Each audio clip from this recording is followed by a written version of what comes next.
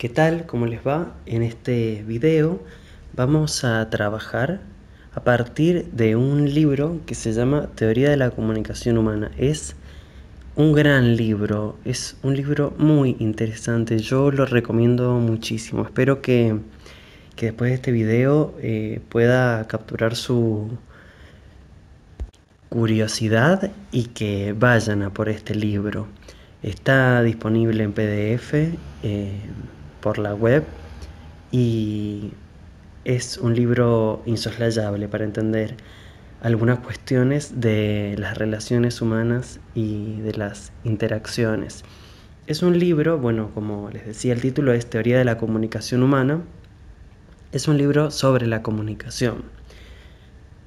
Esto ya implica ciertas cosas porque generalmente nos comunicamos, hablamos, somos seres que constantemente se comunican, pero si bien la comunicación nos resulta, digamos, muy sencilla en relación a que es espontánea y no tenemos que estar todo el tiempo pensando en nuestra mente, primero va el sujeto, después va el verbo, cómo conjugamos el verbo, después le agregamos el predicado.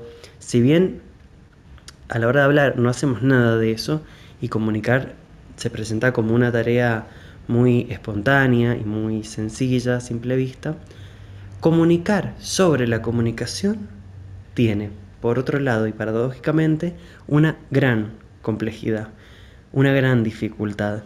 Es muy difícil hablar sobre el habla, porque el lenguaje es juez y parte al mismo tiempo. Así que, bueno, me parece que este es un gran libro como para ir pensando estas cuestiones. Es un libro de 1966. Es un libro que tiene 3 autores. Uno es Paul Watzlawick, el otro es Don Jackson y la tercera autora es Janet Helmich-Biewen. Como les decía recién, este libro plantea y propone esta idea de que hablar y estudiar la comunicación es al mismo tiempo algo familiar e insólito. Es simultáneamente estas dos cosas, algo cercano y extraño. Es familiar como les decía recién, porque hablamos todo el tiempo y no estamos todo el tiempo pensando en la conjugación verbal de lo que estamos comunicando. Pero por otro lado es insólito y extraño porque está por fuera de la percatación de la conciencia, está por fuera de la conciencia muchas de estas reglas de comunicación. Como ustedes saben, la comunicación humana puede dividirse, o se la suele dividir, en la sintáctica, la semántica y la pragmática. Mientras que la sintáctica se ocupa de la codificación de los mensajes, el canal, la capacidad, el ruido, la redundancia, y mientras que la semántica se ocupa del significado de las palabras, la pragmática va a ser la pragmática que estudia la modificación de la conducta en relación a la comunicación, va a ser esta tercera área la principal en este estudio de teoría de la comunicación humana.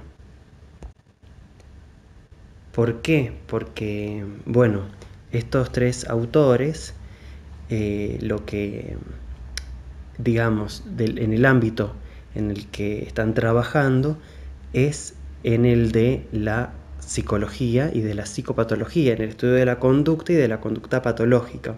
Entonces se van a enfocar en la pragmática porque es el ámbito que vincula la conducta con la comunicación. Que de todos modos lo que van a plantear estos autores y autora es que la comunicación es conducta. No hay comunicación que no sea una conducta y no hay conducta que no sea una comunicación. Este libro es uno de los principales libros, junto con los de Gregory Bateson, que hay que tener en cuenta para comprender lo que se denomina psicología sistémica, el paradigma de la psicología sistémica, así como está el psicoanálisis, así como está la psicología cognitivo-conductual, así como están las psicologías humanistas y existenciales. Bueno, este es otro de los paradigmas, de los grandes marcos teóricos de la psicología, que también tiene su aplicación en psicología clínica, que es la psicología sistémica. Lo particular de la psicología sistémica, lo que le hace su característica específica, podríamos decir, es que aquí no se va a centrar en un individuo la cuestión, el análisis. No es como en psicoanálisis, donde hay un sujeto que tiene un inconsciente, un preconsciente, una conciencia, o en una segunda tópica freudiana, después de 1920, un ello, un yo y un superyo. No es las teorías cognitivo-conductuales, donde se estudia un sujeto en relación a los refuerzos, los castigos, sus ideas irracionales. No es una teoría vinculada al humanismo o al existencialismo, donde se ven las necesidades, las pirámides de necesidades de un individuo, como lo plantea Maslow, sino que aquí se va a trabajar con sistemas, con grupos. Un individuo también es un sistema en sí mismo, pero también podemos ampliar la mirada, ampliar el marco de mirada y poder contemplar que ese individuo se encuentra en otro sistema que es, en nuestra cultura occidental y cristiana, la familia nuclear, la familia burguesa. Bueno, y que en esta familia el sujeto que padece, el sujeto que tiene una patología, es el emergente de un sistema que está funcionando mal. No es que el síntoma es solo del individuo, no es que es de él, no es que hay que estudiarlo y recortar el campo de estudio a ese individuo, sino que eso es el emergente de un sistema más amplio en el cual ese individuo está inserto. En este caso, la familia. También podemos pensar que otros síntomas pueden ser efectos de otros sistemas. Por ejemplo, no sé, de un maltrato laboral en el interior del sistema de trabajo, al interior del sistema de los compañeros de trabajo, por ejemplo, etc. Pero bueno, acá se va a enfocar en la familia. Este libro va haciendo varias analogías, comparaciones y críticas a la obra de Freud durante varios momentos del libro. Es muy interesante eso, para ir comparando. Por ejemplo, ustedes no sé si saben que la teoría de Freud, una de las características que tiene, es que es una teoría energética. O sea, el modo de concebir al individuo, su antropología, tiene como característica una cuestión energética. ¿Qué quiero decir con esto? Por ejemplo, el sujeto tiene una cierta cantidad de libido, ¿sí?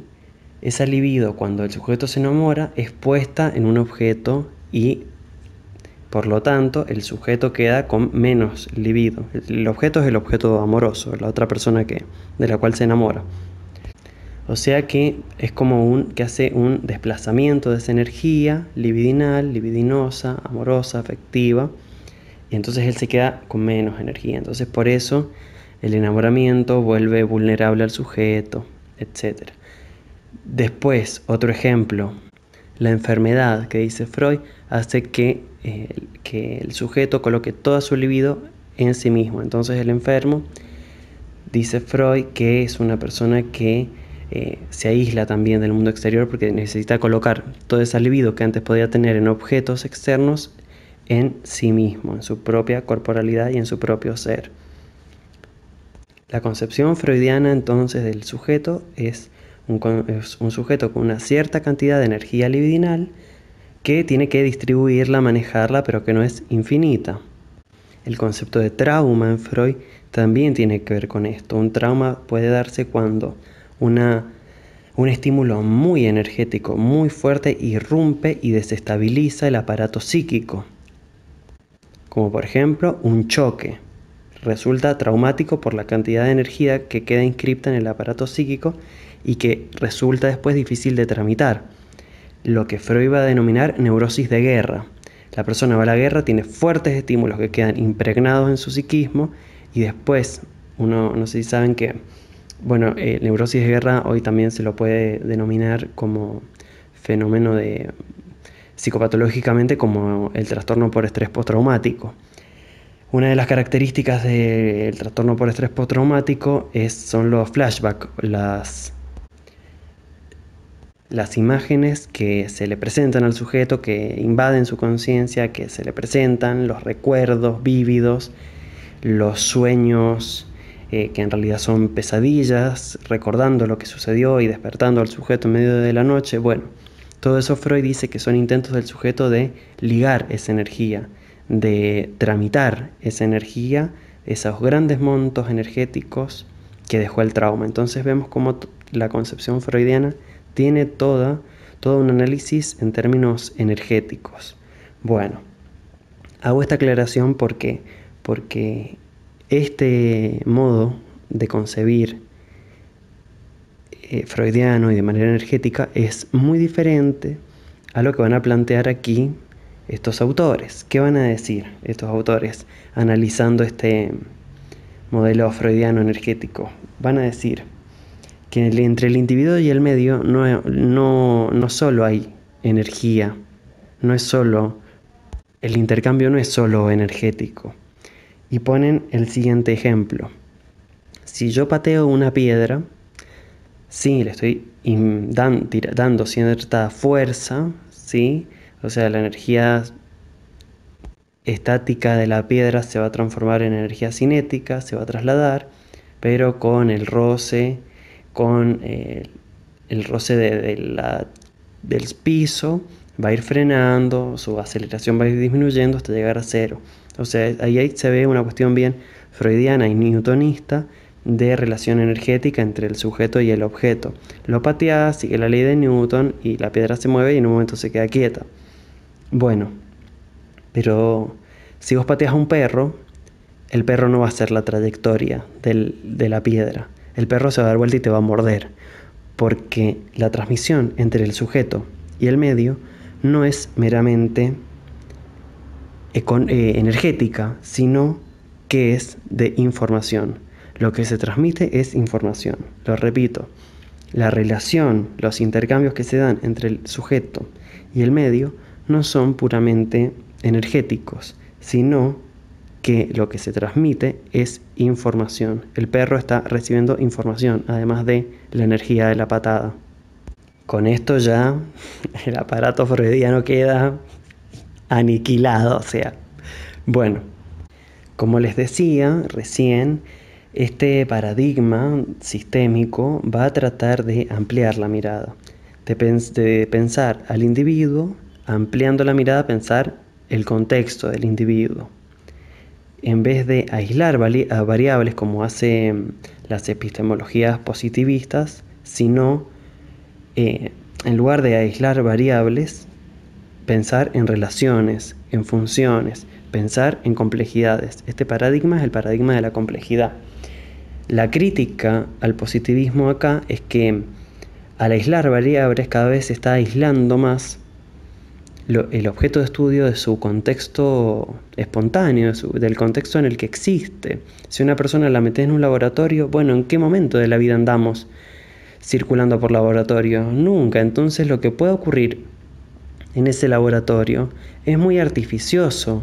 Se controlan variables, pero se anula todo el contexto que tiene efectos sobre el sujeto. Efectos que en la vida diaria tienen ese contexto sobre ese sujeto. Entonces queda algo absolutamente artificial y que no da cuenta después de los fenómenos de la vida real.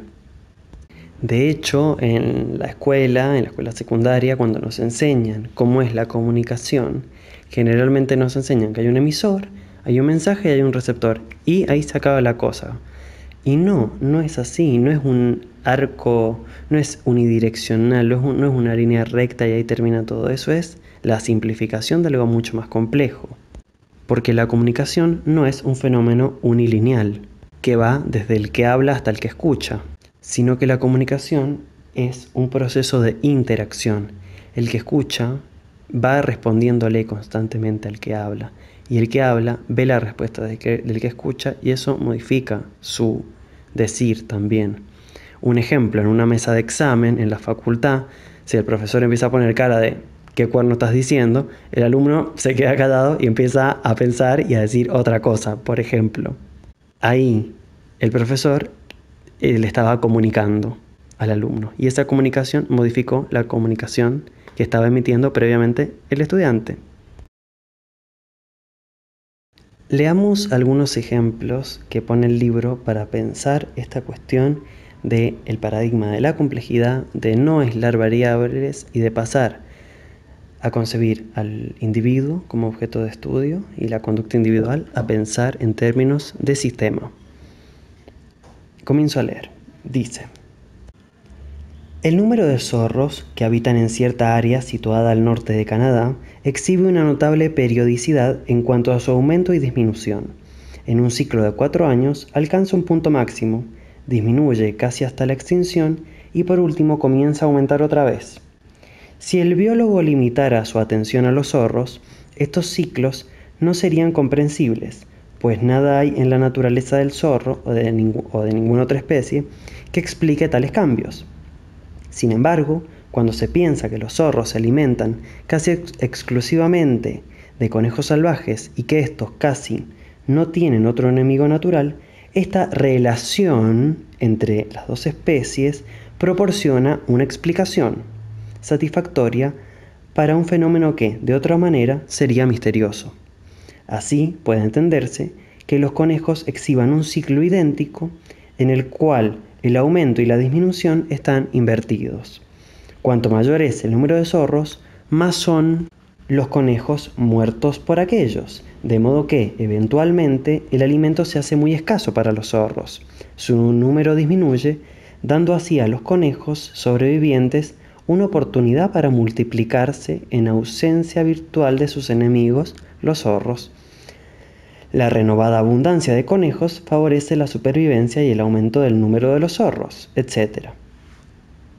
Bien, acá en este ejemplo se ve cómo la reducción, el aislamiento de variables y el enfocar cada vez más la mirada, en vez de hacer un zoom que amplíe la mirada, dificulta la comprensión de los fenómenos. En este caso, un fenómeno de la biología o de la zoología.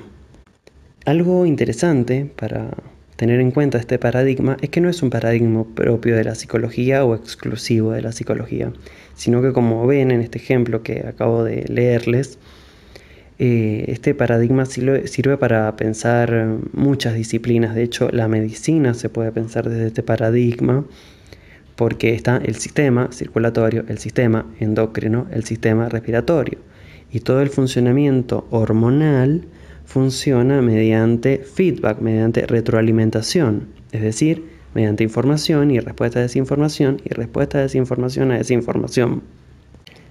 Adelanto un poco en el texto y les leo otro fragmento en relación a lo que ya conté. Dice el texto: así, desde la perspectiva de la pragmática, toda conducta, y no solo el habla, es comunicación. Y toda comunicación, incluso los indicios comunicacionales de contextos impersonales, afectan a la conducta. Esto es lo que recién les decía, que comunicación es conducta y conducta es comunicación.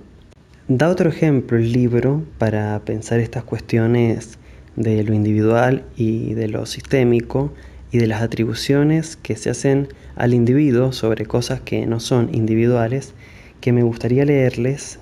Es un poco complejo y la letra está súper chiquita, pero bueno, ahora voy a leérselos y espero que se entienda.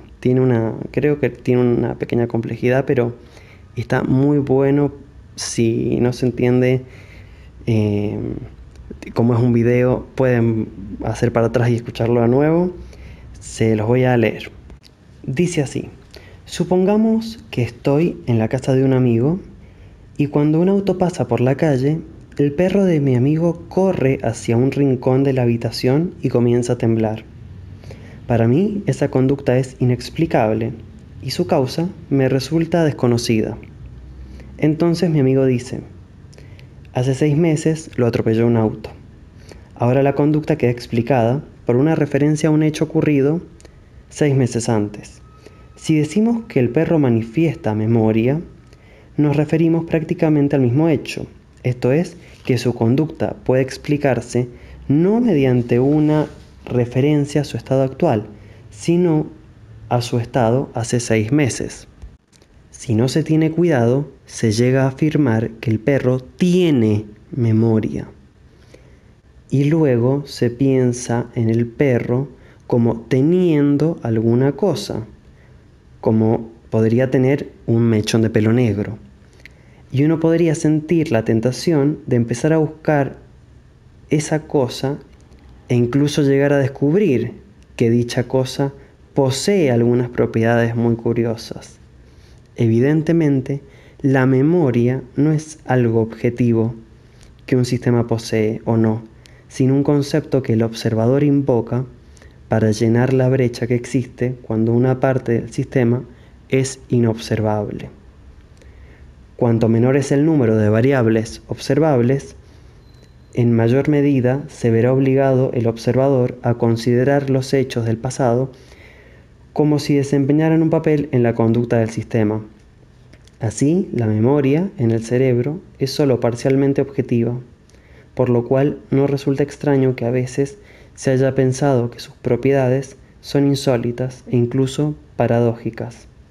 Obviamente es necesario volver a examinar cuidadosamente el tema desde sus primeros principios. Bien, analicemos esto. Hay una relación entre partes de un sistema que es el perro y el auto. Como no vemos el auto porque nos enfocamos en el perro, le atribuimos características e inventamos propiedades como la memoria. ¿El perro tiene memoria o lo que hay es una relación entre partes de un sistema? En todo caso, esa memoria es parte del perro, está dentro del perro. Eso lo podemos pensar cuando nos enfocamos en lo individual. Por eso la psicopatología, que históricamente estudia lo individual, piensa el pensamiento, la atención, la memoria, la concentración, la sensopercepción, etc., como elementos dentro del psiquismo del sujeto, que sí está influido por el ambiente, pero que son como propiedades psíquicas, son las funciones psíquicas superiores. Acá este texto está proponiendo otra cosa. Dice, la memoria es un concepto que el observador invoca para llenar la brecha que existe cuando una parte del sistema es inobservable. O sea, ese auto que pasó y que ya no vemos. Bueno, a mí me pareció muy loco esto. ¿Qué quieren que les diga? Porque implica realizar todo un cambio de paradigma mental. ¿Por qué? Porque la modernidad, una de las características que tiene, es que produjo al individuo. Antes no habían individuos, sí había personas, sí había cuerpos delimitados, humanos, pero el individuo como un ser con una identidad intrínseca, propia, esencial, que se halla en su interior, separado de los demás, concebido como bola de billar o como bola, sí, como bola de billar, bien digo, que choca con los otros individuos de la sociedad. Esa concepción es típicamente moderna. No siempre se concibió así al ser humano y en culturas no occidentales no se concebía así la realidad humana. Los clanes, por ejemplo, o sea, ¿qué quiero decir con el ejemplo de los clanes? La identidad grupal prevalecía sobre las identidades individuales. El individuo estaba desdibujado completamente por otras lógicas. No era lo esencial, no era lo principal. Habían lógicas comunitarias, colectivas, identidades grupales. Que, bueno, por ejemplo esto, el clan, lo muestran, que entre miembros de un mismo clan no se podían relacionar porque eran como una gran familia. Bueno, habían otras lógicas. Esto se puede ver, por ejemplo, en el libro de Freud, que se Mátate mi tabú, que tiene unas hipótesis muy locas y desastrosas, pero se ve esto, bueno. Y en libros de antropología en general, igual, el de Freud no es el mejor ejemplo. Son mejores otros. Pero A lo que voy es a lo siguiente. Tenemos este paradigma de lo individual, porque Freud también consideró el paradigma de lo individual en su concepción del individuo psíquico moderno. Entonces tenemos este paradigma fuertemente moderno, fuertemente capitalista, que todo el tiempo apela a la responsabilidad individual y que por lo tanto cambiar este paradigma por un modelo sistémico nos resulta muy complejo porque toda la realidad, toda la semiótica del mundo, todos los mensajes que recibimos de los medios de comunicación están pensados desde la lógica de lo individual, desde la responsabilidad individual. Cada quien tiene que ser responsable de su salud, responsabilidad afectiva en el poliamor, responsabilidad de todo, aunque seamos absolutamente imprescindibles en el sistema. Esa es una gran paradoja. Podemos ser fácilmente reemplazables en la maquinaria, en el trabajo. Siempre hay alguien que puede tomar nuestro puesto por menos dinero. Y aunque ocurra eso, en simultáneo tenemos que ser absolutamente responsables, hacernos cargo absolutamente de todo. Bueno, yo estoy en contra de las lógicas de la responsabilidad, que no significa estar a favor de las lógicas de la irresponsabilidad, sino estar más allá del concepto de responsabilidad e irresponsabilidad, citando a Nietzsche, parafraseando a Nietzsche, estar más allá del bien y del mal. Estar en contra del bien no es estar al lado del mal, sino es poder trascender la moral y tener un pensamiento extramoral. Bueno, lo mismo ocurre, me parece, con la responsabilidad. Lo mismo se puede pensar. De hecho, por ejemplo, recién yo daba el ejemplo de sensopercepción, atención, memoria, que no son características individuales. Podemos pensar un ejemplo, la sensopercepción. La sensopercepción no es que uno siente frío o calor, no siente cosas en sí misma, sino que siente relaciones por cambios de una cosa a otra. Te metes a la ducha no está fría en sí misma. Supongamos que la ducha sale fría. No es fría, es fría en relación al ambiente que está caliente en ese momento. Esa misma agua en otro contexto se la puede sentir como caliente. A lo que voy, nada es en sí mismo, nada, sino en relación con otras cosas. Por eso también es muy difícil encontrar esa esencia individual que también se nos demanda y se nos pide que demos nuestra verdad intrínseca e interna. Porque ¿cómo podemos dar una verdad interna si lo que somos es conjunto de relaciones? Somos algo en relación a nuestro trabajo, somos de algún modo en relación a nuestros amigos, somos algo en relación a nuestros vínculos sexoafectivos, amorosos, somos algo en relación a nuestra familia, pero al pensar que tenemos que buscar nuestra verdad interna, bueno, entonces no importa que lo que es mi familia, lo que es mi trabajo, lo que son mis amigos, sino que tengo que ir pensando que soy yo. Y bueno, así se llega a nada. ¿Qué soy yo? Y es muy difícil decir qué es la propia identidad si somos en relación a otros. Al cortar esos lazos para buscar la propia esencia y la propia identidad, se está quitando características del sujeto. Entonces después no queda mucho, por decirlo de alguna manera. Entre el modelo individual de concebir las cosas y el modelo sistémico hay una discontinuidad conceptual. No se pueden unir estos paradigmas, estos modos de concebir la realidad, estas teorías. Hay ruptura, hay discontinuidad conceptual. Les decía recién que esta teoría no es propia de la disciplina psicológica, sino que también está en otras disciplinas como la medicina, la sociología, la economía, la ecología, etc. Y también es importante tener en cuenta el momento de surgimiento de las teorías sistémicas, porque en la década del 60 surge lo que en su momento se llamó cibernética, que es lo que nosotros ahora le decimos informática, que da cuenta de la comunicación de datos también, ¿no?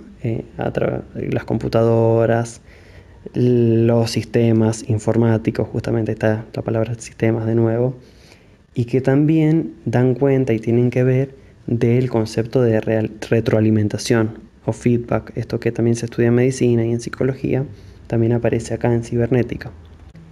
El feedback o retroalimentación puede ser positivo o negativo.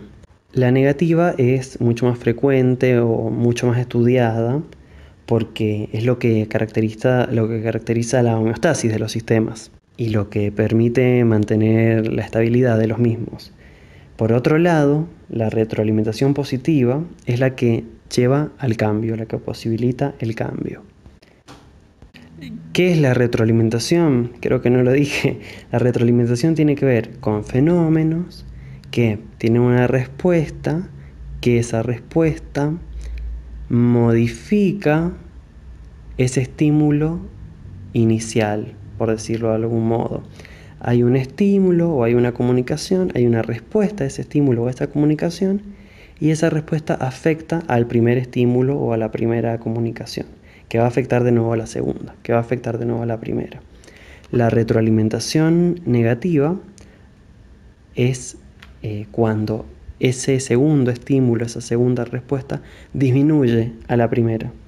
Y la retroalimentación positiva es cuando ese segundo estímulo aumenta a la primera. Por eso es que la retroalimentación negativa lleva a la homeostasis y la retroalimentación positiva lleva a cambios.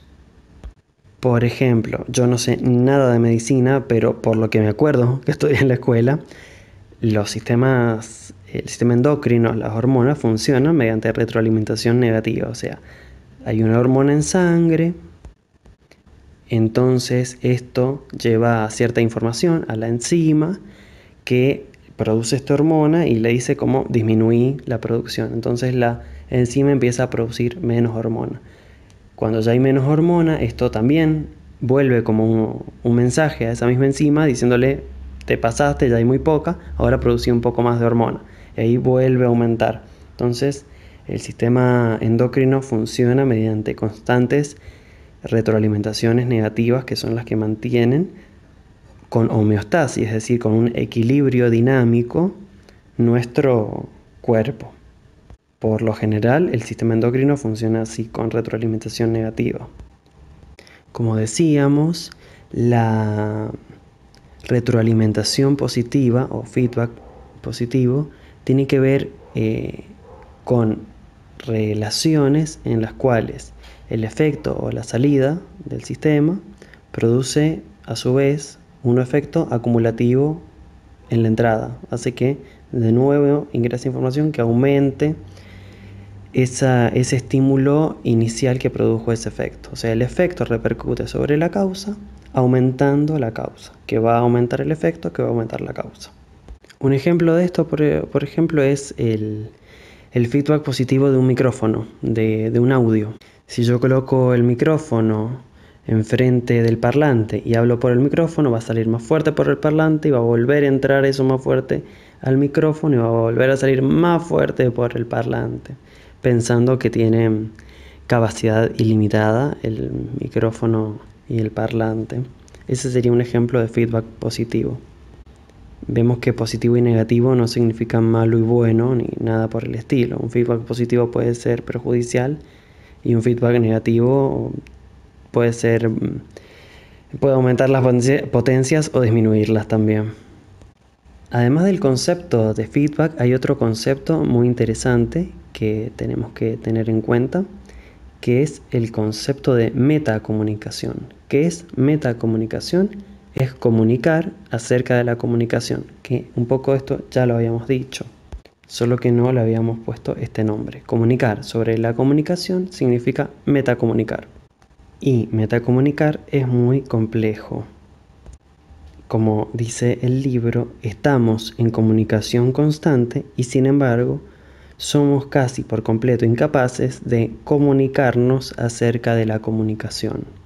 Esto también de la metacomunicación no es solo exclusivo de la psicología, como todo lo que vamos a ver en sistémica.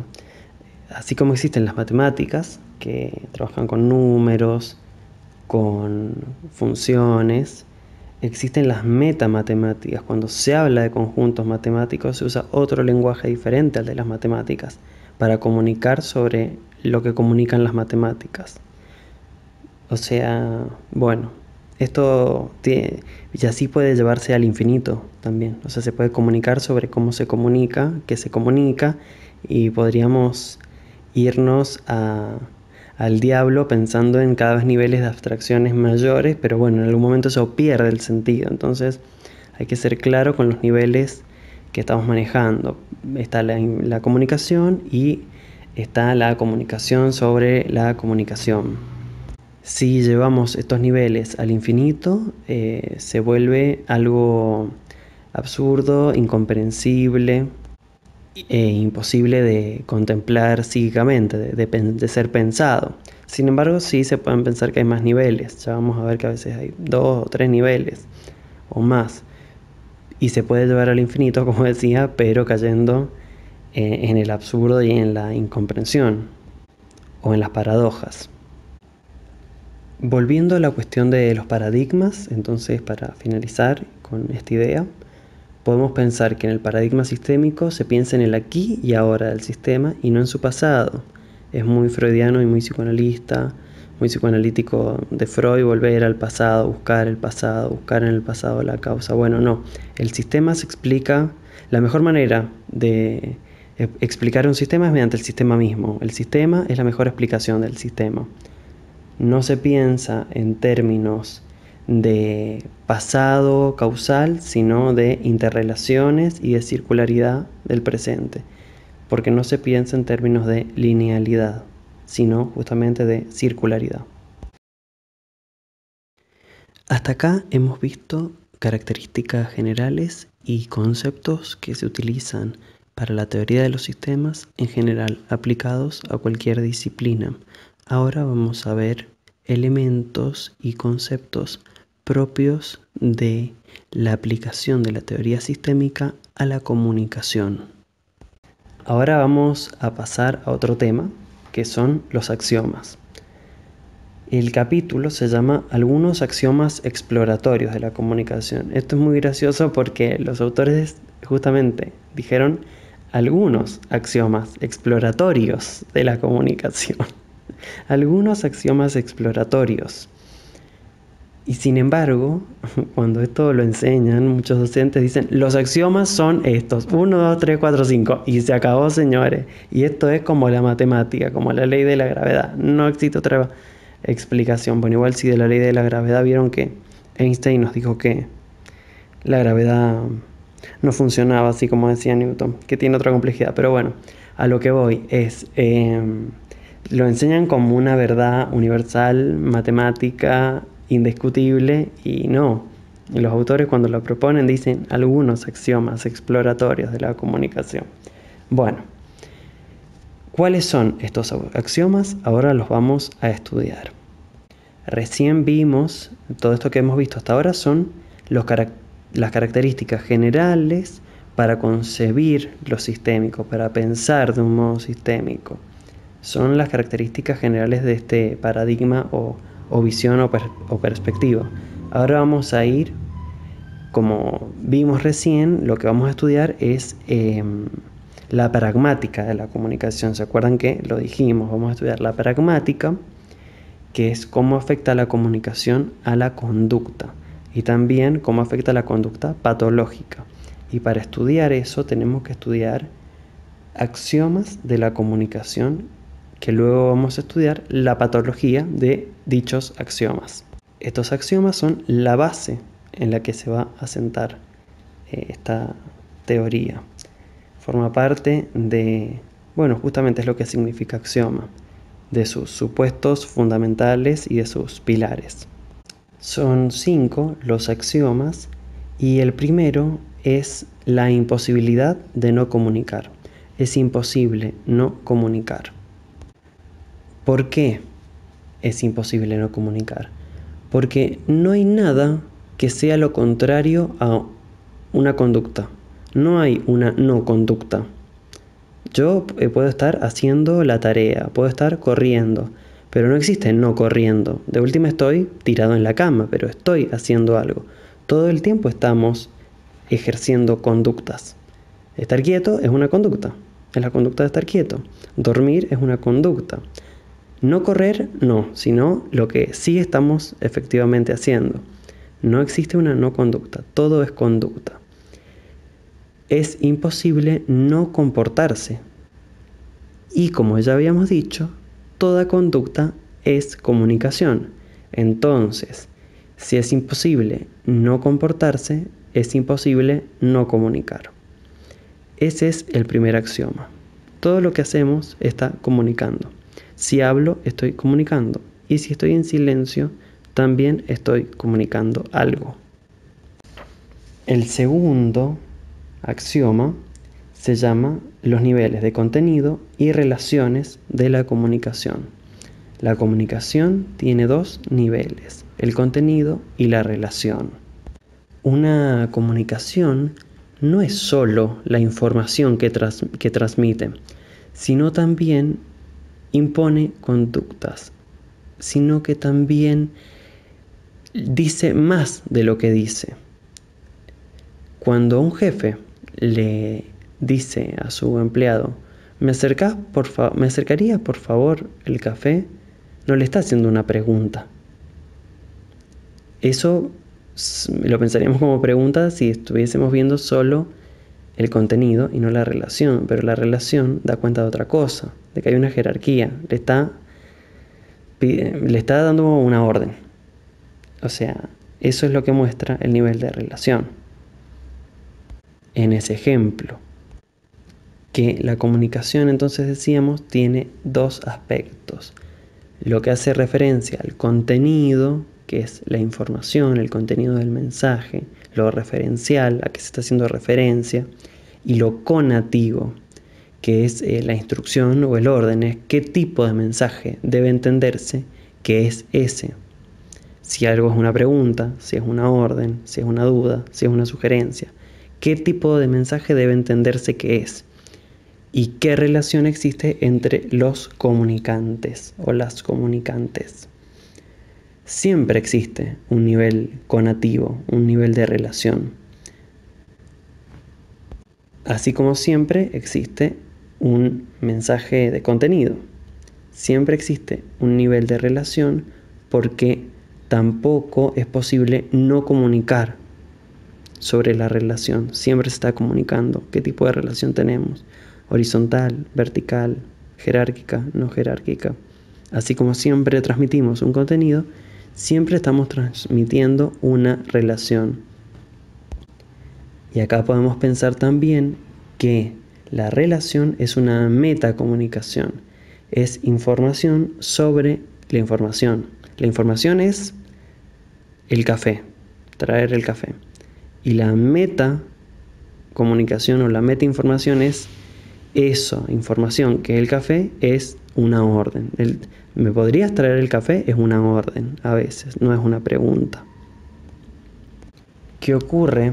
Que muchas veces estos dos niveles se pueden mezclar. Por ejemplo, si yo les digo, no presten atención a este cartel.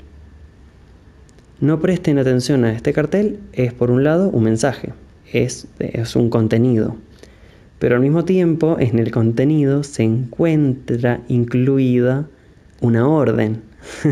Entonces no es que va por otro lado, como en el tono de voz o en el tipo de relación que se tiene o dentro de un organigrama laboral, sino que en el mismo mensaje se encuentra una orden que invita a no prestarle atención al contenido, que el contenido que a su vez dice qué tipo de relación hay que tener, pero esa relación te indica que no hay que prestarle atención al contenido. Bueno, estas paradojas resultan de la confusión y la mezcla de los distintos niveles que tiene la comunicación humana.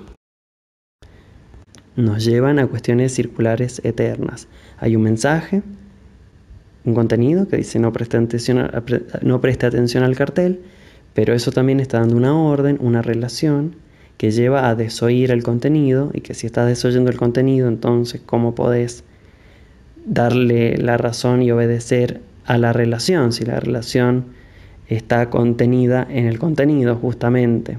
Bueno, Espero que esto se entienda. Es un trabalengua de palabras, pero creo que se ha comprendido.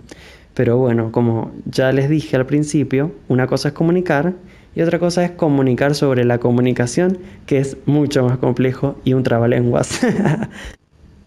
Voy a leerles un fragmento del libro que habla sobre esto, sobre los niveles de contenido y relacional. Para evitar malentendidos con respecto a lo dicho, queremos aclarar que las relaciones rara vez se definen deliberadamente o con plena conciencia. De hecho, parecería que cuanto más espontánea y sana es una relación, más se pierde en el trasfondo el aspecto de la comunicación vinculado a la relación. Del mismo modo, las relaciones enfermas se caracterizan por una constante lucha acerca de la naturaleza de la relación, mientras que el aspecto de la comunicación vinculada con el contenido se hace cada vez menos importante. Por ejemplo, bueno, esto igual ya es la patología del axioma, me estoy adelantando, pero bueno, veámoslo igual para que se termine de entender. Hay, por ejemplo, una pareja. Uno de los miembros de la pareja, el libro, este ejemplo lo del libro y dice un hombre y una mujer. Yo digo una pareja porque ya basta de heteronormatividad. Bueno, hay una pareja. Entonces, uno de los miembros de la pareja invita a una amiga a su casa. Como el libro mismo dice, hago una pequeña digresión, pero como el libro mismo dice, todo comunica y es imposible no comunicar. Entonces, cuando el texto habla de un hombre y de una mujer, está comunicando. Cuando elige poner ese ejemplo y no otro, está comunicando que es un texto escrito en un contexto heterosexual y por heterosexuales o heteronormados. Y lo mismo ocurre si digo, yo en vez de decir un hombre y una mujer, digo una pareja, también estoy comunicando. Estaré comunicando, no sé, un paradigma monógamo, por ejemplo, de un horizonte monógamo de pensamiento, porque también es imposible no comunicar para mí. Entonces, bueno, eso. Vemos que el mismo axioma de la comunicación, que dice que es imposible no comunicar, aplica al texto y a los autores. No se salvan de ello. Y si no les gusta el ejemplo porque es muy mononormado, pueden pensar que en vez de una pareja que invita a una amiga a cenar, es una pareja abierta que invita a un tercer participante que habita la pareja de vez en cuando y la convierte en trieja. Que de todos modos, si yo planteo el ejemplo así, una pareja abierta cuyo uno de sus miembros invita a otra que hacer una trieja, no sé qué. Si yo planteo el ejemplo así, también estoy comunicando sobre mis ideas, sobre mi ideología, sobre lo que creo que es la deconstrucción, sobre la crítica a la monogamia, etcétera, etcétera. O sea, es imposible no comunicar, pero no está mal tampoco que así sea. De hecho, evitar o intentar evitar la comunicación e intentar evitar lo que dice este primer axioma, que es imposible no comunicar, puede llevar justamente a la patología y a los problemas. Bueno, hay una pareja. Entonces, uno de los miembros de la pareja invita a una amiga a su casa y no le avisa al otro. Y el otro se enoja. Pero entonces la persona que invitó a la amiga le dice: pero a vos te cae bien y te gusta cuando viene. Sí, sí, dice la otra persona, a mí me cae re bien y me encanta que venga, pero no me consultaste. Pero entonces, o sea, ¿cómo te puede molestar algo que con lo que estás de acuerdo? Bueno, porque ahí no se está jugando la cuestión a nivel contenido, sino que se está jugando una cuestión relacional. ¿Quién toma las decisiones? Y muchas veces la patología de este axioma tiene que ver con que se trata de resolver a nivel de contenido cuestiones que son relacionales. Entonces se debate si uno tiene la razón en algo o lo tiene el otro, es decir, si en el contenido uno tiene la verdad o el otro, cuando en realidad lo que se está tratando de comunicar es qué pauta relacional, qué tipo de vínculo, qué naturaleza de la relación tiene esa interacción, esas dos personas, una respecto de la otra. Entonces, para terminar con este axioma, lo repetimos. Toda comunicación tiene dos aspectos, uno de contenido y uno relacional. De tal modo que el segundo, el relacional, clasifica al primero y por ende metacomunica sobre él. Y también el primero clasifica al segundo. El contenido da cuenta de qué tipo de relación existe. Y también a la inversa, qué tipo de relación se está comunicando que hay, modifica el contenido. Es decir, cada uno de estos niveles metacomunica sobre el otro nivel. Pasamos ahora al tercer axioma de la comunicación. El tercer axioma es sobre la puntuación de la secuencia de hechos. Una comunicación o una serie de comunicaciones puede ser entendida como una secuencia ininterrumpida de intercambios. A comunica a B, B comunica A comunica B, B comunica A. Una serie ininterrumpida. Sin embargo, puntuamos las comunicaciones. Las puntuaciones organizan los hechos de la conducta. Por ejemplo, va a terapia de pareja, una pareja, y una de las partes dice que la otra persona lo critica, y es porque lo critica que él se retrae.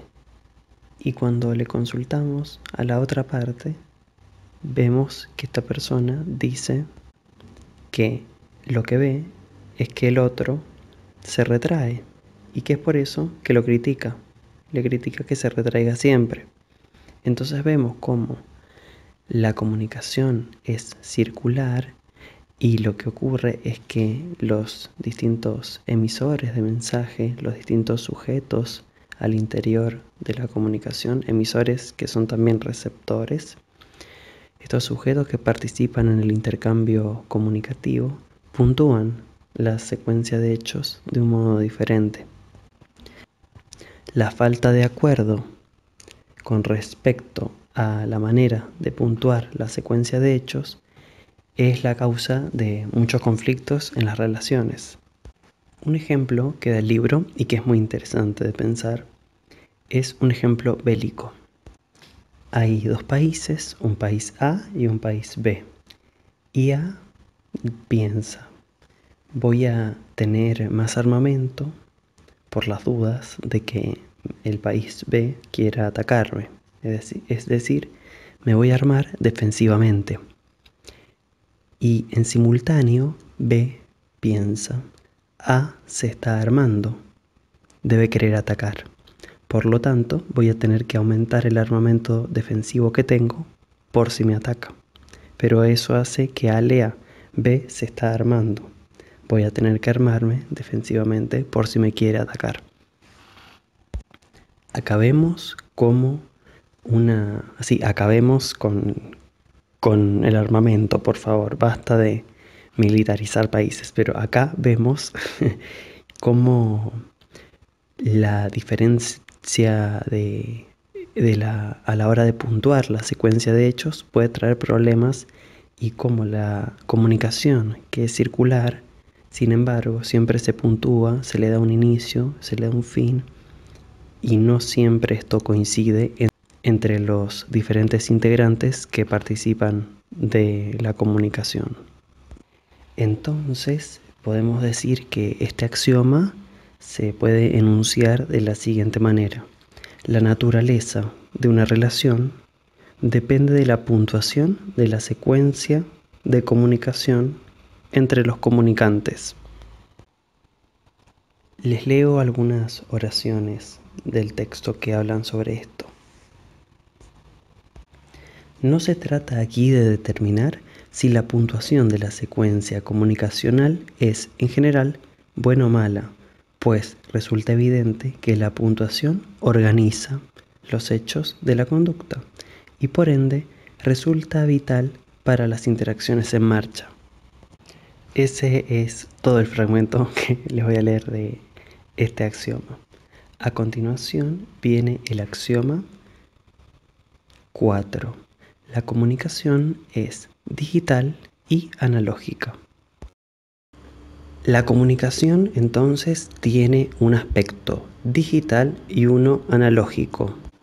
La comunicación digital son las palabras, son un conjunto de signos arbitrariamente establecidos, es decir, la comunicación digital es la comunicación verbal y predominantemente da cuenta de la comunicación de contenido. Les leo un fragmento.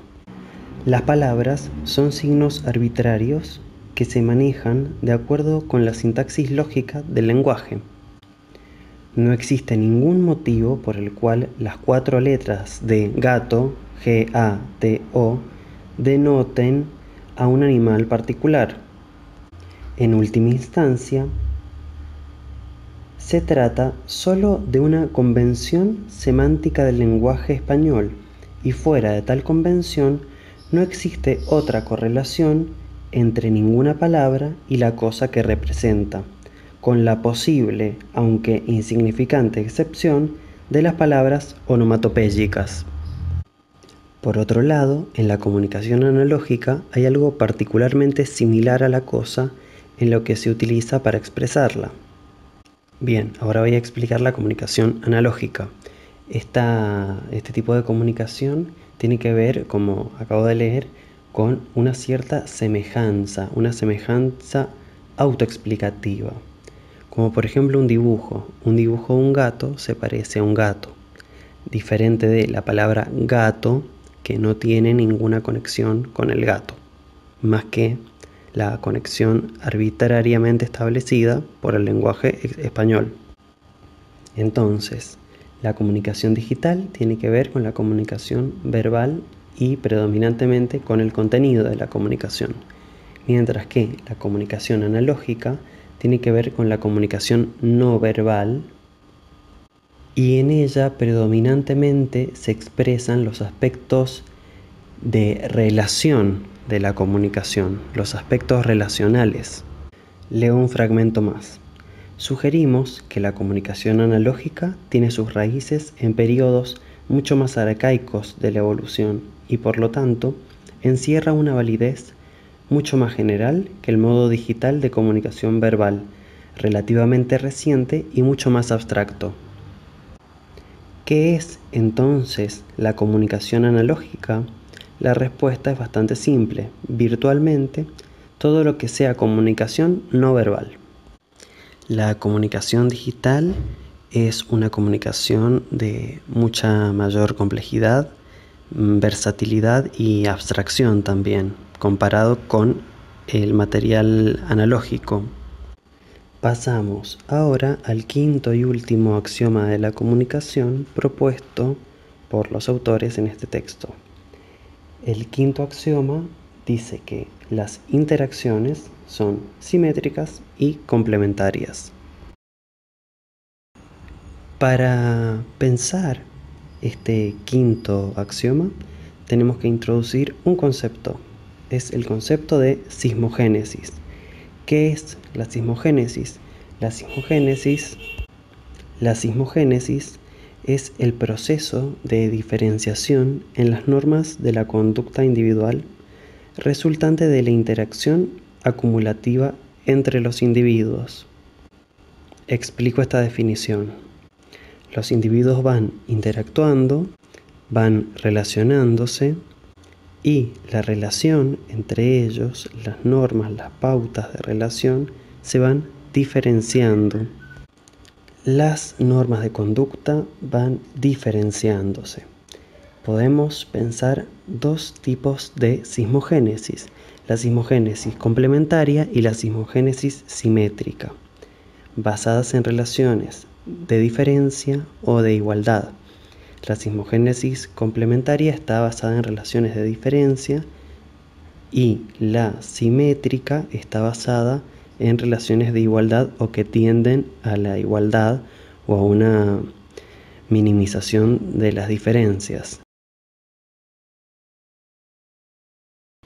Bien, entonces decimos que está la interacción simétrica y complementaria, o la sismogénesis simétrica y complementaria. En la complementaria hay una posición superior o primaria y una posición inferior o secundaria, que esto no necesariamente significa decir que una es buena y la otra es mala, o que una es fuerte y la otra es débil. Ejemplos de interacciones complementarias son el docente con el estudiante, el padre y la madre con el hijo, el médico con el paciente, etc. Acá es importante decir que no necesariamente ocurre que una de las partes o la complementaria superior impone al otro la relación complementaria. No necesariamente esto es así, sino que hay un carácter de mutuo encaje entre ambas conductas, en la que cada conducta favorece o facilita la aparición de su complementaria. Les leo un fragmento. Ninguno de los participantes impone al otro una relación complementaria, sino que cada uno de ellos se comporta de una manera que presupone la conducta del otro, al tiempo que ofrece motivos para ella. Sus definiciones de la relación encajan. Entonces, la conducta de una de las partes complementarias favorece y refuerza la conducta de la otra parte y viceversa. Entonces, este axioma puede sintetizarse o plantearse de la siguiente manera. Todos los intercambios comunicacionales son o simétricos o complementarios, o bien simétricos o bien complementarios, según estén basados en la igualdad o en la diferencia. Igual esto no termina acá, porque esto se puede complejizar. Se puede pensar o se puede sugerir la existencia de otras formas de relación o de intercambio, como por ejemplo la meta complementaria. ¿Qué es la meta complementaria? En la meta complementaria, A obliga a B a tomar el control. O sea, en teoría, B estaría en la complementaria superior, pero es A quien está en la complementaria superior, obligando a B a estar en la complementaria superior. Y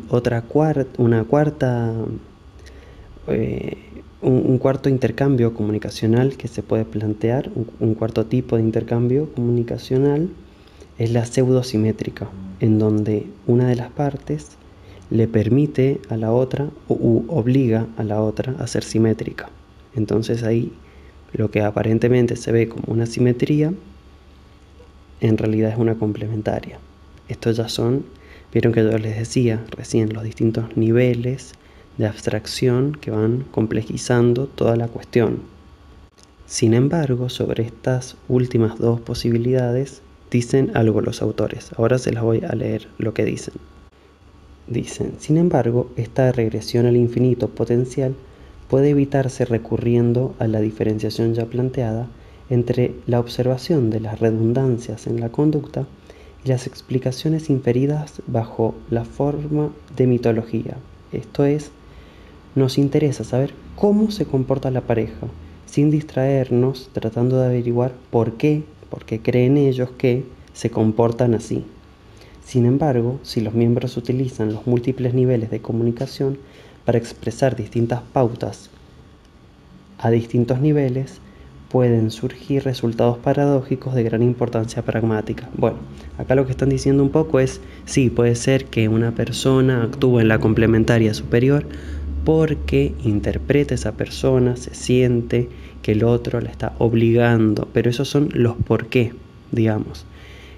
¿Por qué sería la pseudo simétrica o la meta complementaria? Serían como explicaciones que se puede estar dando el sujeto para comportarse de ese modo, y esas explicaciones causales que buscan el origen a este texto, a esta perspectiva, no le interesa, sino le interesa empíricamente y fácticamente y en el aquí y ahora cómo se manifiesta la relación. Si es simétrica, es simétrica. Si es complementaria, es complementaria, independientemente de que la persona que está haciendo o que está relacionándose de manera simétrica o complementaria crea que es porque es obligado por otra persona.